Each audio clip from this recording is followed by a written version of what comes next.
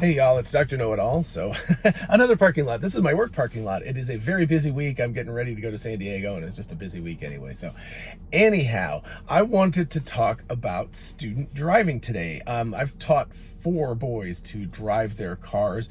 This one is really interesting timing. He's my youngest and he is 15, and so he's got a learner's permit. So basically, if you don't know, at least in the state of Georgia, you get a year. So you get your learner's permit and then you have a year where you drive with adults.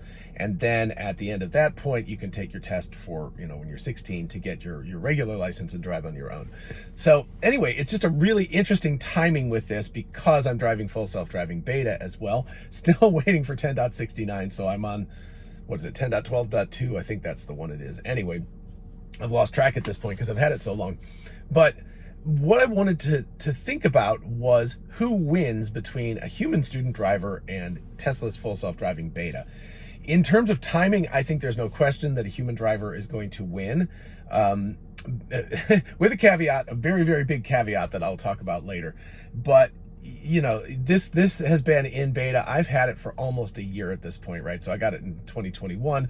Obviously, there was a whole group of people, Dirty Tesla, K10, goodness gracious. Anyway, a lot of folks, Chuck Cook, etc. Whole Mars. Anyway, a bunch of people who had it a year earlier than I did even. And so it's been 2 years that it's been working, and a human driver after driving for 2 years is going to be better than full self-driving is right now. So there's no question in terms of timing that a human driver after driving for 2 years starting at nothing is going to be better than full self-driving is at this point. As far as the way that you can improve full self-driving, that is an interesting aspect, and it was the reason why I thought about this video. Was last night I was driving with my son. It was raining, and it was the first time he'd driven in the rain. He's only been driving for a couple of weeks, and so I told him, I said, it's raining, you need to go a little bit slower, you need to give more room, you need to make sure you don't brake hard or try to accelerate hard, all of those things. And then, just in general, like with all of them, what happens is if they start to hug the outside of the lane too much, I can go, hey, you're hugging the outside of the lane too much. You need to get a little more centered. If they don't apex the turns correctly, right? So if they go into the turn and they take it wide and brake late and stuff, bad driving, right? You want to brake early. You want to apex the turn so you cut the angle of the turn. So I can talk to my son and all of my sons about those things because we have a linguistic system and a conceptual system that we share. That is a major advantage for a human being. I can actually explain to him in a conceptual way what the rules are. You really, you can do that with artificial intelligence in a fashion. There's a way in which you are training the neural networks and saying you need to learn this stuff, but there's no clear, easy conceptual way to do that. Again, the classic, CNN, convolutional neural network, would be the dog and cat thing. Whereas what you can do with a human being is the little baby or something is you say, this is a picture of a cat, this is a picture of a dog. And you keep showing them pictures of dogs and cats and then real dogs and cats. With neural networks, you can kind of fudge that because what you can do is you can label the pictures. And so you can label cat, dog, whatever, so the neural network can learn. But of course, what that label is a number. If you have only a 2-category system, you would have label 1 and label 2, cat and dog. And I know for computer scientists, it would be 0 and 1, but either way, however you want to do it, there's 2 categories. But the category to the computer is numerically, this is category 1, and numerically, this is category 2, and you extract from the convolutional kernels what the relevant features are for category 1 and 2. But what you're missing is that broad-based conceptual understanding. This is what people mean by narrow AI. It can do dog cat, but if you give it a picture of a peacock, no idea, right? Unless you train it again to do that. So with human beings, you could say, okay, so here's some pictures of birds, big bird on Sesame Street, or some birds, maybe you have a parakeet or something, and again, humans have lots more range of things that they can learn about. So anyway, you can learn about that stuff, and then when you see a peacock, you can tell a child that is also a bird. Yes, it looks very different than the other birds that you've seen perhaps before, but it is a bird, and so conceptually they can start to make connections and say, bird, things with feathers, things with legs, things that lay eggs. Even though the peacock looks weird compared to other birds, still bird. So that's a really huge advantage that humans have. We can communicate with each other, and we have a basic conceptual understanding of the universe. So all of that kind of stuff holistically is something that we're really missing with neural networks, and it's very obvious when a human makes a mistake. So, again, my son, if he doesn't hit the turn exactly right, or if he's too jerky turning the steering wheel, I communicate that fact with him. Now with full self-driving beta, I have the little button that I can push that I can say, like, did bad, but it doesn't know what it is, and it's not learning anything. My car is not actively learning anything. I only get the update when we get to the full self-driving update, the next one that comes out. So instead of my son is actively learning at every instant that he's driving, and I'm communicating with him and saying, don't do this, that was good, that wasn't so good. There's this continuous feedback loop. And interesting, early in the morning, it's 8 o'clock. Anyway, I actually want to talk about that a little bit more in a different video, so I'm going to hold off on that. But the fact that you're getting this very rapid feedback loop with a human being and a person in the car, you can fudge that with shadow mode, right? So as I drive, as the car is shadow moding and saying, like, right now I would do this, right now I would do this, it can be learning from the way I drive, and that's actually in some ways more efficient than me talking to somebody else. But it's kind of unable to learn on its own, right? So the individual computer in my car is not learning. It's sucking down data and sending it to the mothership, which then runs the giant NVIDIA GPU cluster, and potentially eventually, well, it will be eventually Dojo. But so all of that stuff happens at a very infrequent pace, and so it can be very frustrating right now while I'm waiting for 10.69.2, I guess, at this point, before I'll get it. But that sort of loop is very slow, so that slows it down.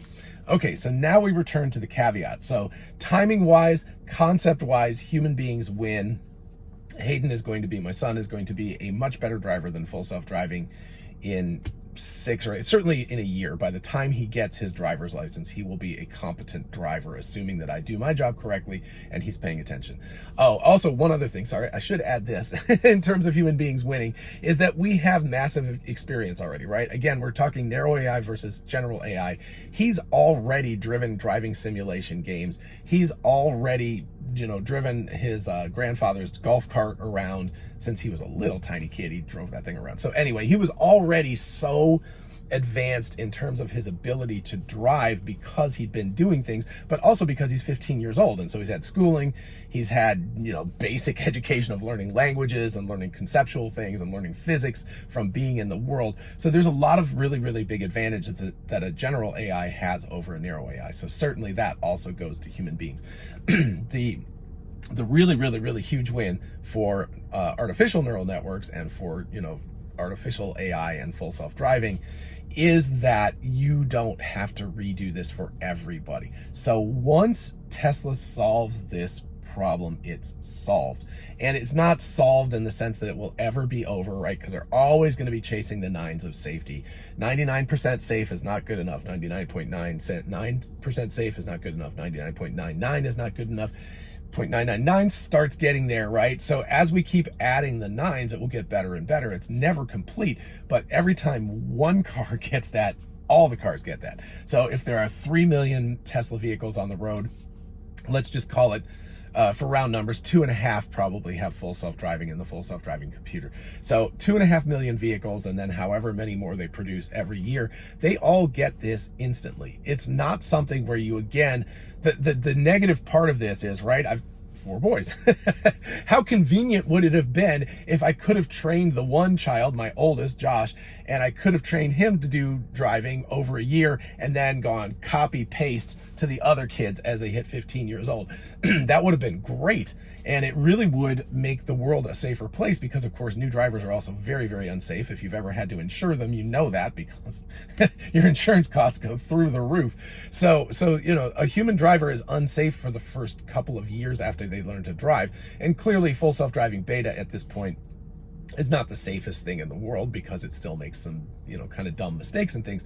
But once Once it gets to that level of being as safe as an average driver and then more safe than an average driver, you don't have to reteach every single Tesla. It's not like you have to teach one and then another and another and another a million times. It's just copy paste. It's take the neural network model, put it in a new computer, automatically happens, over-the-air updates, fantastic stuff. So that is where computers are going to win. And again, Elon Musk talks about this. I don't know that it's the idealist comparison, but it's an interestingly graphic one. Back in the early days of elevators, you had an elevator operator because the thing it's all analog, right? So you'd push the up button or the lever, you pull it, and then as the thing would arrive at the floor level, he would pull it down to stop it, and it would stop, and it would be approximately right, but there's a human being. It required training for that human being to do this. Now, obviously, you don't need neural nets to do this. You just need a couple of sensors and some basic electronics. But as those basic electronics were developed, once you had that basic electronic setup for an elevator, every time you installed a new elevator, you got that, for free. I mean, obviously you had to install it, but it was just available. And so, oh, I apologize. So anyway, you don't need to reteach a human being, and you don't have to have the mistakes that human beings make.